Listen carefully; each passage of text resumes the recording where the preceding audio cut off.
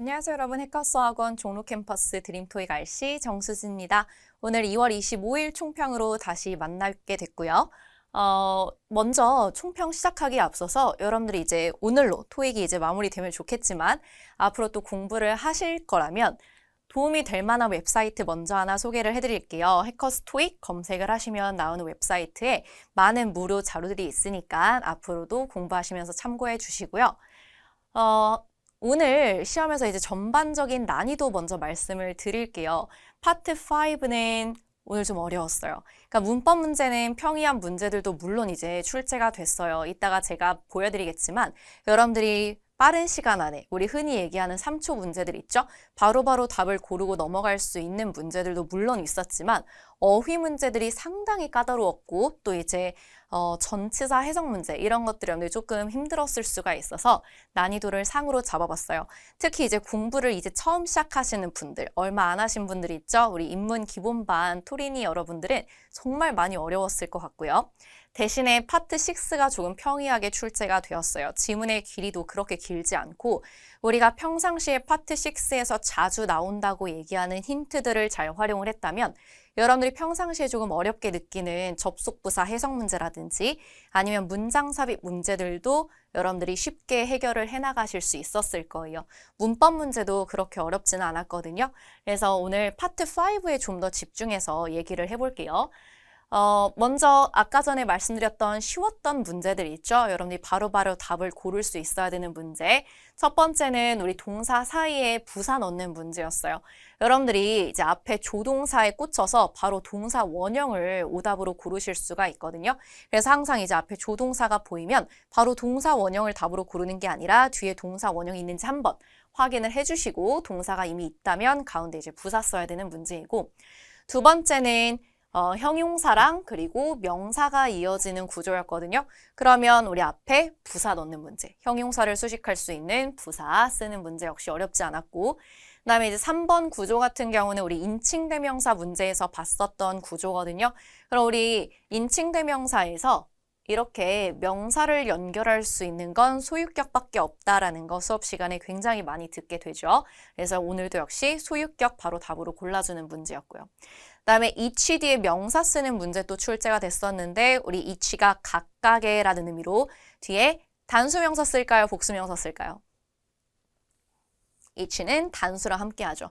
그래서 명사가 또 다르긴 했는데 굳이 해석까지 안 가고 여러분들이 복수 형태가 아닌 거 골라주셨으면 되고 그다음에 이제 5번 같은 경우는 전치사 뒤에 품사 뭘 쓸지 물어보는 문제였거든요. 우리 전치사 뒤는 전치사의 목적어 자리로 품사 뭐가 필요하다? 명사 필요하다. 역시 우리 세트로 항상 보는 어렵지 않은 문제였어요.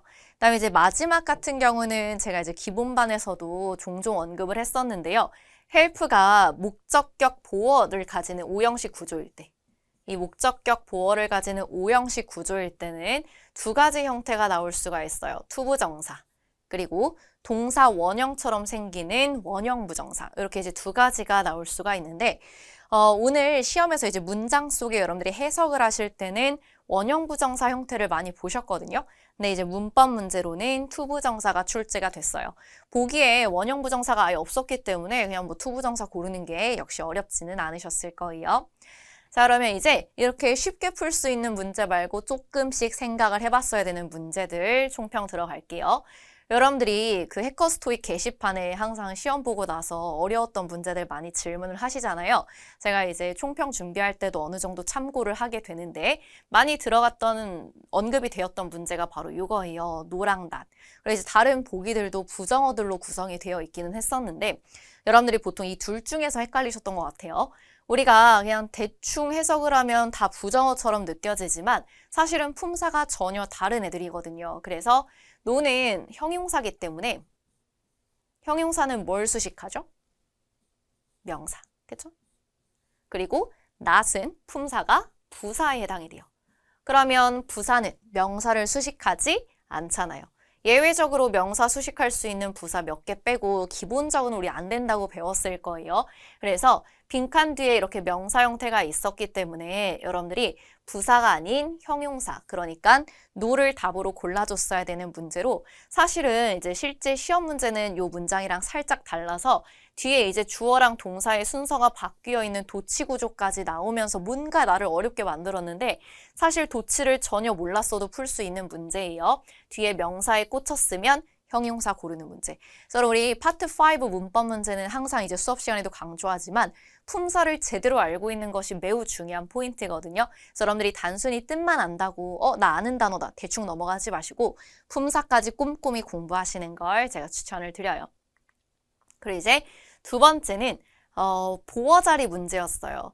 우리 remain 같은 경우는 뒤에 보어를 가질 수 있는 동사여서 보어 문제였는데 형용사랑 명사가 보기에 둘 다 있었거든요.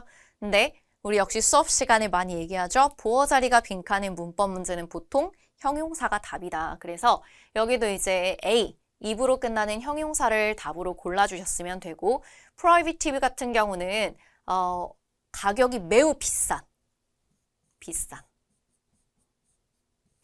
엄두를 낼 수 없을 정도로 비싼 이런 의미이기 때문에 문장 속에서 이렇게 가격, 비용 이런 의미랑 세트로 잘 쓰이거든요. 그래서 답을 골라주셨으면 되고 우리 보통 시험에서 보어 자리가 출제가 되면 비동사 가장 많이 보게 되긴 해요. 근데 역시 우리 수업 시간에 종종 얘기하죠. 비동사만 보어를 가지는 것은 아니고 다른 이 형식을 만들 수 있는 동사들이 좀 더 있다 하면서 비동사 말고 그 다음으로 여러분들 또 자주 볼 수 있는 게 become, remain, look 이런 것들 우리 이제 외우잖아요. 그래서 얘네 나오면 일단 형용사. 일단 여러분 보어 자리가 빈칸일 거니까 형용사 우선적으로 여러분들이 생각해 주실 수 있어야 돼요. 여기 참고하시고 그래서 오늘 사실 이 이형식 동사가 되게 많이 쓰였거든요. look도 나왔어요. 분사 문제로. 그래서 여기는 지금 빈칸에 보어 자리라서 형용사가 필요하기는 한데 보기에 형용사 모양이 두 개긴 했어요. 근데 해석을 해봤을 때 여러분 책상이 어수선하다라는 느낌으로 이제 어수선해 보인다라는 느낌으로 해석을 해야 되잖아요. 그래서 어수선한이라는 의미로 A를 답으로 고르는 어수선한 정리가 되어 있지 않은 이런 느낌으로 이제 ed 형태를 답으로 고르는 문제였고 우리 ing를 넣게 되면 ing는 능동을 의미하잖아요. 그쵸? 그러니까 책상이 주체가 되는 건데 해석상 말이 되지 않았어요. 그래서 ed 형태가 답인 문제. 자, 그 다음에 또 여러분들이 많이 질문하셨던 문제가 요거였어요. 뒤에 이제 candidate 같은 명사가 나오는 문제였거든요. 여러분들이 이제 오답으로 indeed 같은 것을 고른 이유가 뭔가 이제 문장이 완전해 보이는 거예요. 그래가지고 부사 같은 거 넣는 건가? 이렇게 이제 생각을 하신 분들이 꽤 있었던 것 같아요. 근데 여러분, 우리 명사는, 영어에서 명사는 대부분 가산명사죠. 시험에서 오늘 출제가 된 명사도 가산명사였거든요. 그러면 가산명사는 우리 문장에 혼자 들어가지 않아요. 반드시 앞에 뭐가 붙거나 한정사. 우리가 이제 주로 흔하게 보게 되는 게 관사죠. 그렇죠? 그래서 앞에 어나 더와 같은 한정사가 붙거나 이게 안 붙을 거라면 뒤에 s가 붙어서 단복수 구분을 확실히 해줘야 되잖아요. candidate도 마찬가지예요. 얘 가산명사니까 얘가 혼자서 지금 명확하게 주어 역할을 할 거면 앞에 한정사가 있어야죠. 혼자 쓸 수는 없어요. 동사가 단수였기 때문에 복수 형태가 될 수는 없잖아요. 그렇죠? 그러니까 앞에 한정사가 붙었어야 해서 한정사 역할을 할 수 있는 유일한 보기인 either이 답이 됐어요. 그래서 either이 명사 앞에 혼자 그냥 붙을 수도 있어요, 여러분. 여러분들이 either A or B 이 구조만 생각하지 마시고 한정사로 이렇게 명사 앞에서 쓰일 수도 있다라는 거 참고해 주시면 좋을 것 같아요. 자, 그 다음 문제는 문장의 맨 앞에 빈칸이 있는 문제였거든요. 이거 이제 여러분들 토익 초보분들, 토리니 분들이 오늘 조금 실수하기 쉬웠던 문제라서 가지고 왔어요. 왜냐면 뒤에 명사가 있었단 말이에요. 그러니까 여러분들 이제 명사 앞에 명사를 수식하는 형용사 많이 고르게 되잖아요. 그래서 순간 형용사를 답으로 고르셨을 수가 있는데 여기는 지금 형용사가 답이 될 수 없는 이유가 빈칸 바로 뒤에 관사가 있었거든요. 우리 역시 수업 시간에 강조하는 내용으로 내가 명사 앞에 관사도 쓰고 형용사도 쓸 거면 써야 하는 순서가 정해져 있다 얘기했어요. 반드시 관사가 먼저 그 다음에 형용사. 내가 형용사 강조하고 싶다고 형용사 앞으로 못 뺀다. 그래서 만약에 impression을 꾸며주는 형용사를 넣고 싶었으면 우리가 어보다 뒤에 빈칸이 있었어야 돼요. 이미 관사가 나와 있기 때문에 빈칸은 더 이상 impression을 꾸며주지 못해요. 그래서 빈칸은 형용사 자리가 아니고 주어 자리에 이제 동명사를 답으로 고르는 문제. 주어 자리 동명사를 답으로 고르는 문제. 근데 이제 우리가 한국어에 어와 같은 관사가 없다 보니까 이제 아까 얘기했듯이 그 토리니 분들이 많이 실수하는 이유가 뭐냐면 문제 풀 때 어가 안 보일 수 있어요. 어가 순간 안 보이고 그냥 impression에 꽂힐 수가 있거든요. 그래서 이거 살짝 여러분들이 조심해 주시면 좋을 것 같아요. 그리고 접속사 문제. 우리 접속사 전치사 구분하라는 문제 역시 시험에서 매번 나온다고 얘기했고 오늘도 이제 출제가 됐는데 빈칸에 필요한 게 접속사다라는 건 어렵지 않았지만 보기에 이제 접속사가 2개 있었던 거예요. 그래서 여러분들이 해석까지 해봤어야 되는 문제가 출제가 됐고요.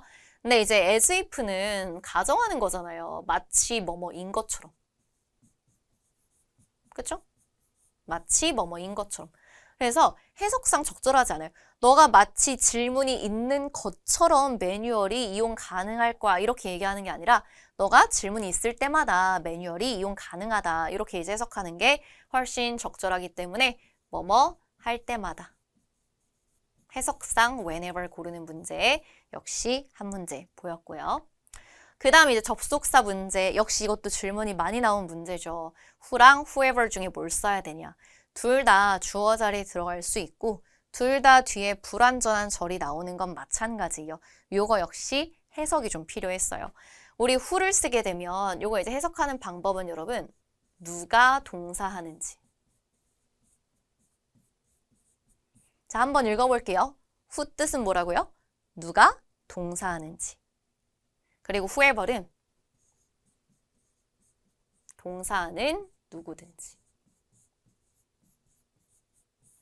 whoever는 동사하는 누구든지. 자, 역시 읽어볼게요. whoever 뜻 뭐라고요?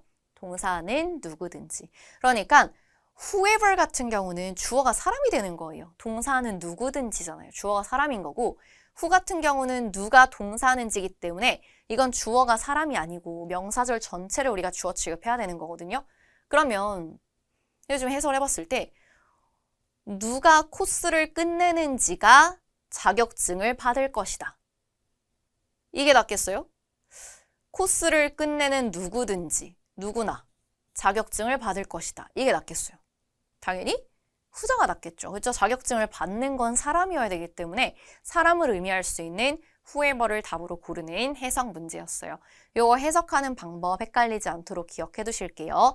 who는 누가 동사하는지, whoever는 동사하는 누구든지 이렇게 해석하시면 되고 오늘 파트 5가 되게 어렵게 느껴졌던 이유는 어휘 문제 비중이 굉장히 좀 크거든요. 어휘 문제가 좀 어렵게 나오면서 전반적으로 어려움을 많이 느꼈어요. 그래서 어휘 문제를 제가 이제 좀 가지고 왔는데 일단은 처음부터 어려운 문제 풀면 조금 숨이 막히니까 쉬운 문제들로 먼저 얘기를 해볼게요. 이런 문제.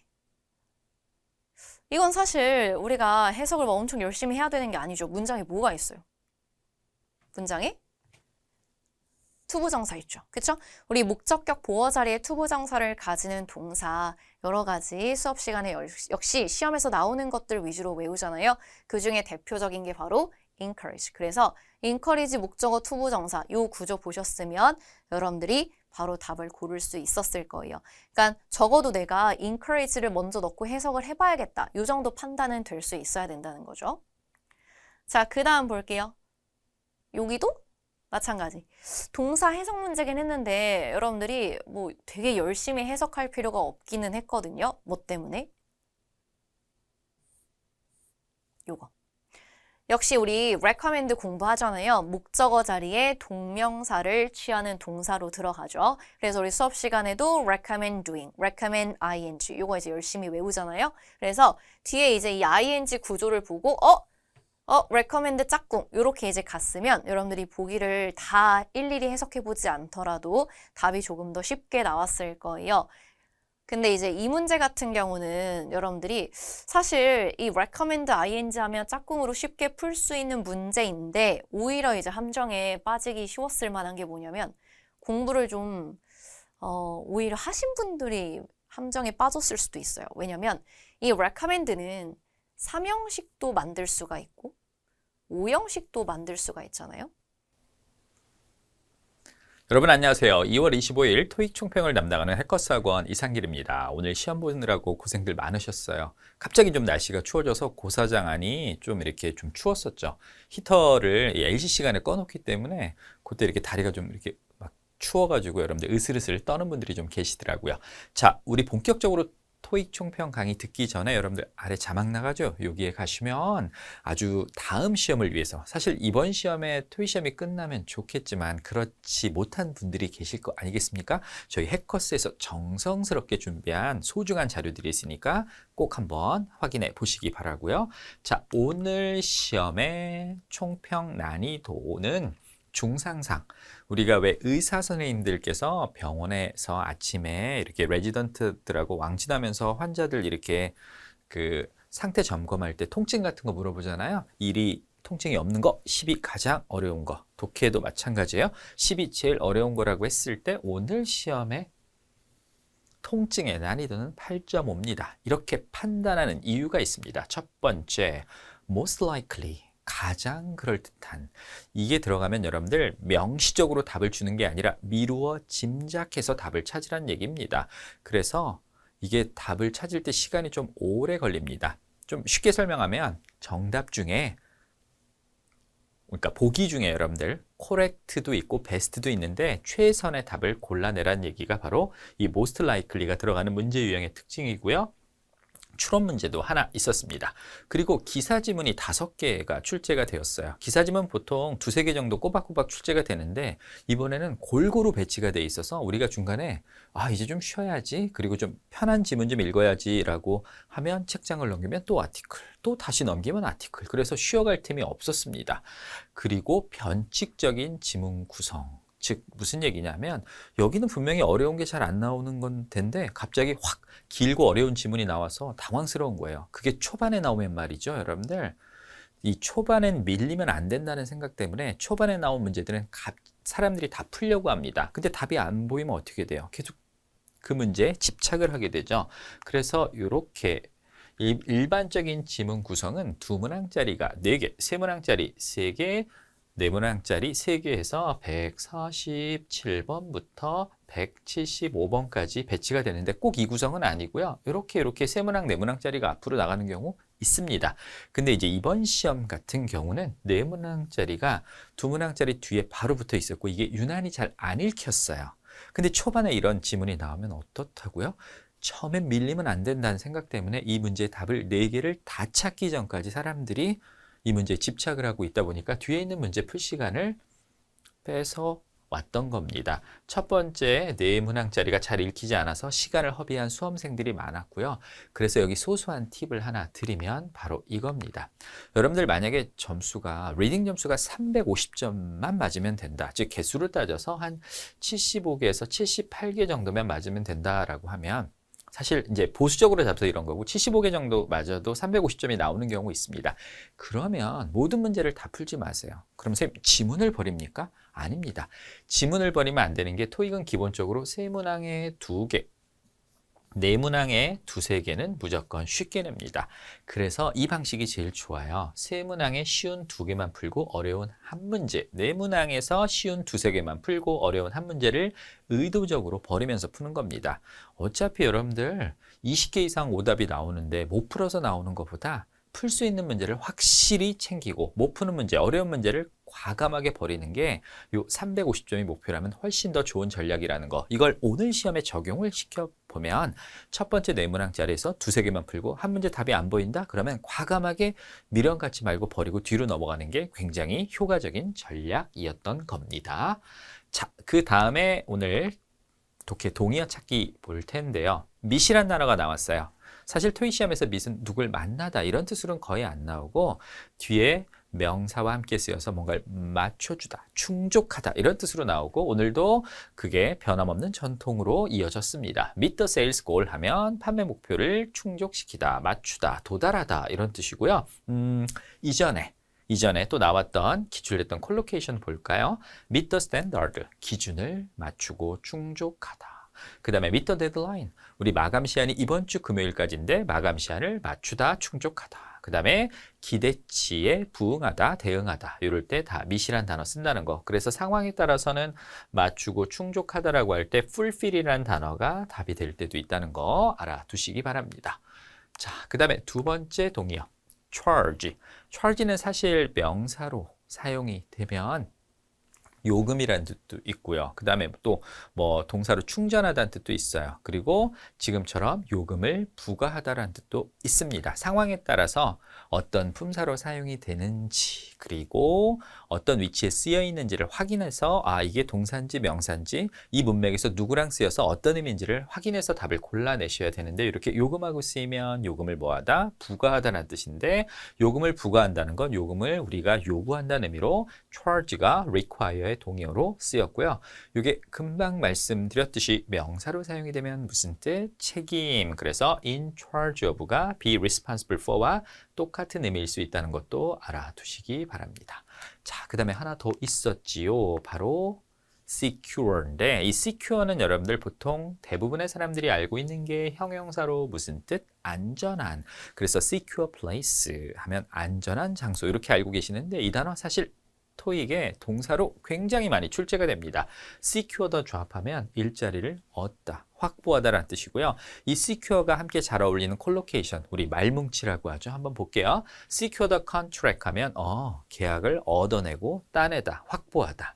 secure the funding, 자금을 이것도 얻어내고 확보하다. 그 다음에 secure the seat, 좌석을 얻다. 여러분들 왜 콘서트 티켓 같은데 콘서트 티켓 같은 거 구할 때 요즘에는 막 피켓팅이라고 하잖아요. 피나게 막 티켓팅 한다고. 그래서 정말 가고 싶은 가수의 콘서트를 못 구해가지고 안표 구해서 가신 적 있죠. 저는 몇 번 있거든요. 그때 진짜 가고 싶었는데 이번에도 실패했어.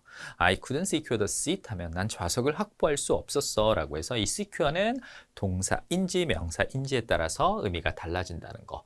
그래서 소소한 팁을 하나 더 드리면 말입니다. 동의어 찾기 문제는 단어를 덩어리로 외우는 게 굉장히 중요합니다. 콜로케이션 혹은 말뭉치 아니면 우리가 보통 이렇게 뭐 술 같은 거 할 때 음주할 때 페어링이라고 하는 거 있잖아요. 잘 어울리는 단어 조합을 외워서 이 단어랑 쓰일 땐 어떤 의미, 저 단어랑 쓰일 땐 어떤 의미 이런 것들을 꼭 챙겨 두셔야 됩니다. 여기 sustain이라는 단어 여러분들 많이 보시죠. 여러분들에게 sustain, 토익 공부를 처음 하거나 어느 정도 공부하신 분들은 보통 이 sustain을 계속하다, 지속하다 이런 정도의 의미로 알고 계세요. 그래서 성장을 지속하다, sustain the growth, 뭐 sustainable 하면 지속 가능한 이런 뜻이 있거든요. 그런데 변별력, 소위 말하는 킬러 문항, 그리고 내가 이번 시험보다 훨씬 더 좋은 점수를 맞기 위해서는 이 sustain이 그런 뜻 말고 loss나 혹은 이렇게 damage랑 사용이 되면 고통을 받다.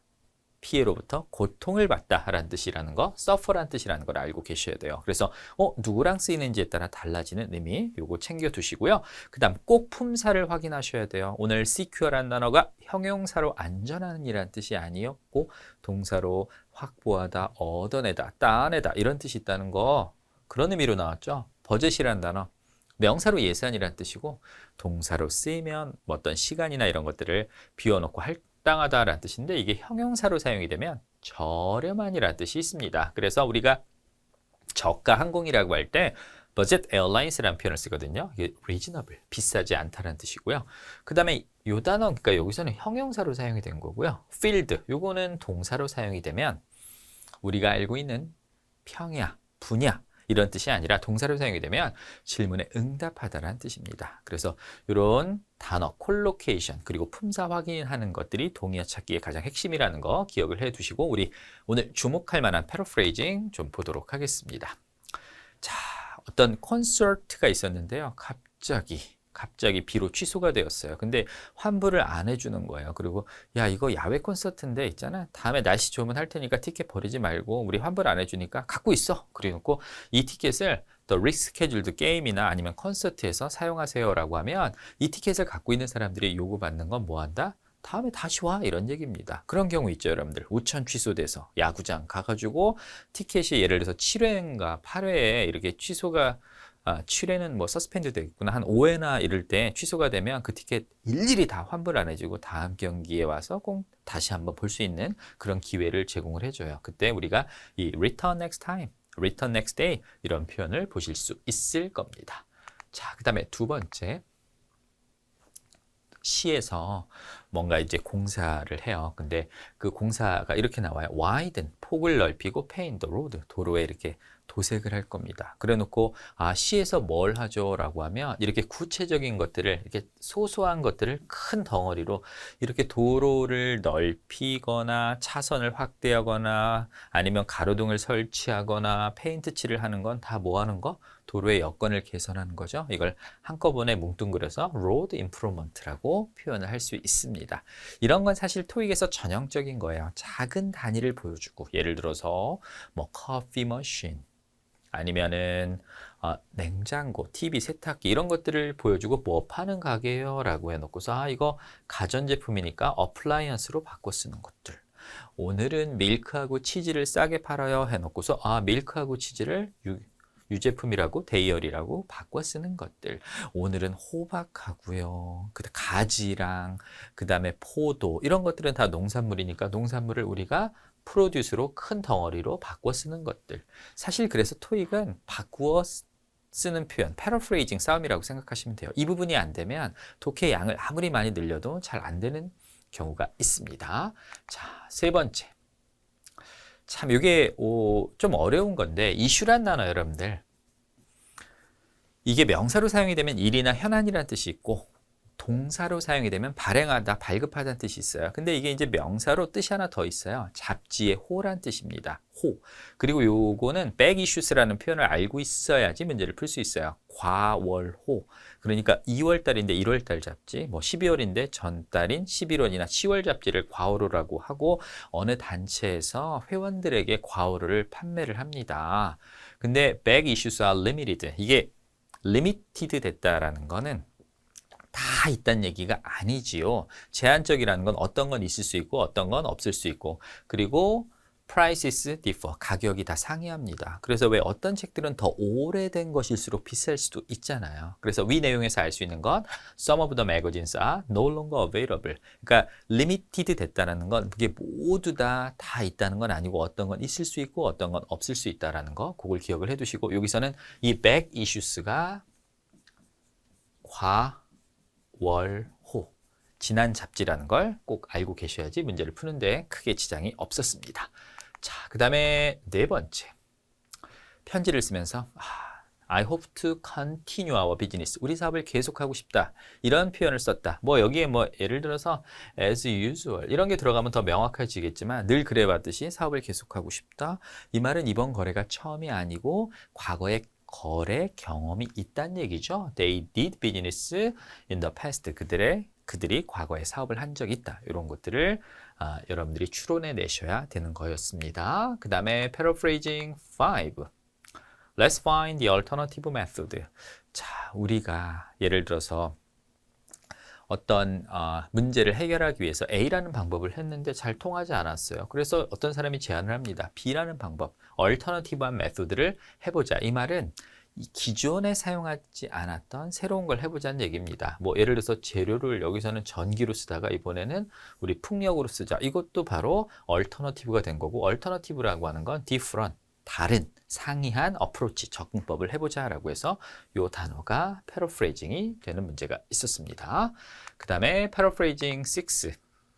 자, 이것도 아까 맥 이슈스처럼 여러분들이 door price라는 표현을 알고 있어야 돼요. door price라는 건 문상 이게 아닙니다. 문상. 이게 제가 예전에 문상을 어디 버스에서 듣고 그 고등학생들이 문상 얘기를 하는 거예요. 그래서 그러니까 맥락을 잘 모르고 그냥 문상이란 얘기만 듣고 교복을 입은 학생들이 문상을 가네. 왜 이렇게 슬프지? 저는 이렇게 장례식장에 문상 가는 줄 알았는데 그게 아니라 그 앞뒤 나중에 들어보니까 고터 문상, 고속터미널에 문화상품권 쓰러 간다는 얘기했는데 그걸 모르고서 제가 잘못 이해했던 기억이 나는데 이것도 그냥 번역하면 도어 프라이스, 문상 이렇게 알고 있잖아요. 이게 이런 뜻이 아니고 가게에서 프로모션으로 이렇게 막 처음 입장하는 사람들한테 상품 나눠주는 거 그걸 갖다 도어 프라이스라고 합니다. 그냥 보통 이렇게 사람들 이목 끌려고 막 첫 번째 고객에게는 뭐, 두 번째 고객에게는 뭐 이런 식으로 이렇게 특별 기간에 이렇게 첫 방문 고객 고객들에게 이렇게 주는 이런 것들을 도어 프라이스라고 하고, 스피커가 나눠질 거야 해서 도어 프라이스. 이 말을 이 스피커를 사람들이 돈 주고 산다는 얘기가 아니고요. 점수 잡는 Hackers.